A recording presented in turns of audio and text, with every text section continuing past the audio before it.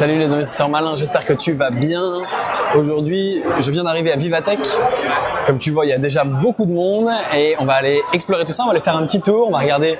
C'est des startups sympas, des startups pour les investisseurs malins. Et puis je vais essayer de te montrer un petit peu la taille de tout ça si tu n'as pas pu venir cette année. C'est parti.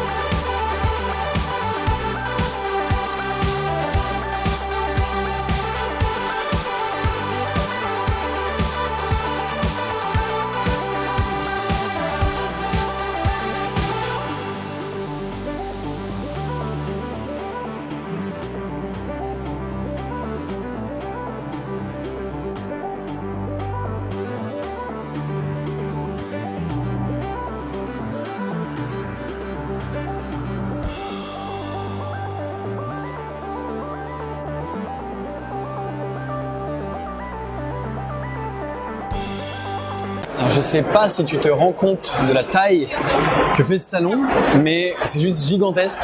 Il a doublé de taille par rapport à l'année dernière, donc il y a vraiment beaucoup de place. Ils se sont d'ailleurs étendus sur 2 pavillons, ici dans le 12e, là, à la porte de Versailles, pardon. Et donc c'est juste énormissime. Là on est jeudi, c'est le premier jour, ça va durer 3 jours. Et je sais pas si tu vois le monde qu'il y a autour de moi. Là il est à peu près midi, hein, c'est ça, ouais, il est midi et quart. Donc tout le monde n'est même pas encore arrivé, t'as des gens qui viennent que cet après-midi et on est que jeudi. Ce n'est pas encore ouvert au public, ce sera ouvert au public seulement à partir de samedi. Donc, je sais pas si tu vois la taille, le monde qu'il y a, mais c'est juste un délire monumental. Regarde ça, c'est extraordinaire. Côté startup, on est comme tous les ans sur un peu de tout et n'importe quoi. C'est normal, il faut remplir tout ça. Je sais pas si tu vois derrière moi, mais elles sont partout.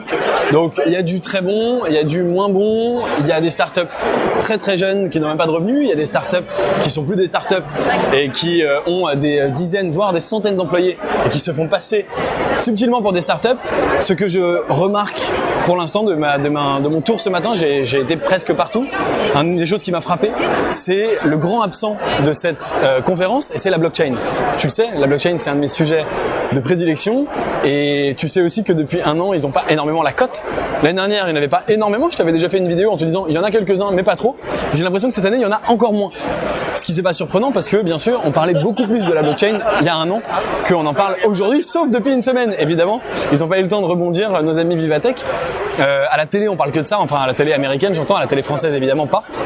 Mais c'est en train de revenir, je fais le pari ici et maintenant que l'année prochaine on en aura beaucoup plus si le marché continue, puisque maintenant on a fini le bear market et il y a beaucoup de gens qui aujourd'hui disent ok maintenant c'est bon, la crypto c'est reparti, on est sur un truc sérieux.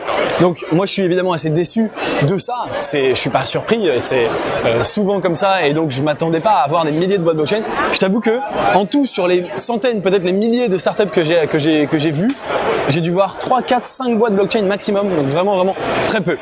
Ça c'est pour les grands absents, et donc je te fais le pari que l'année prochaine il y en aura beaucoup plus. Pour les grands présents, on a tous les domaines des startups. On a des startups très à l'ancienne encore qui font, qui utilisent pas du tout les nouvelles technologies, qui sont quand même à Vivatech, c'est pas grave, c'est des startups. Et puis on a plein d'intelligence artificielle, plein de nouvelles techno qui emploient les nouvelles technologies. Il y a un autre point moi qui m'a surpris. Il y a énormément de startups for good, de tech for impact, de startups sociétales. Il y a énormément de ces choses-là.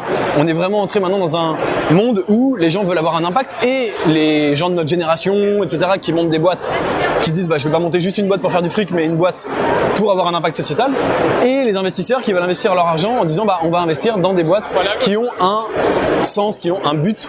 Et donc j'en ai vu vraiment beaucoup. Alors il y en a certaines, ça pourrait presque paraître des non-profit.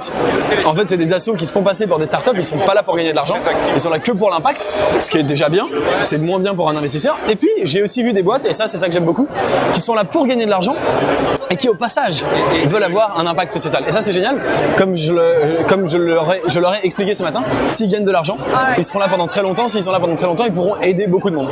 Donc ça c'est évidemment quelque chose que j'apprécie beaucoup et qui est vraiment une des tendances de cette édition. Au-delà de ces startups, on retrouve énormément de grands groupes, on retrouve énormément de salariés, de gens qui sont responsables du pôle innovation, de telle boîte. Donc on retrouve beaucoup de monde qui sont pas des entrepreneurs et qui sont pas des investisseurs. C'est pas grave, ça s'appelle pas le salon des entrepreneurs et des investisseurs. Ça s'appelle Vivatech, ça parle de technologie. Donc à peu près tous les grands groupes possibles et imaginables sont là. On a les grands groupes américains, on a les Amazon, les Facebook, on a les grands groupes français. Il y a L'Oréal, Air Liquide, Publicis bien sûr qui est un des organisateurs et tout le tralala.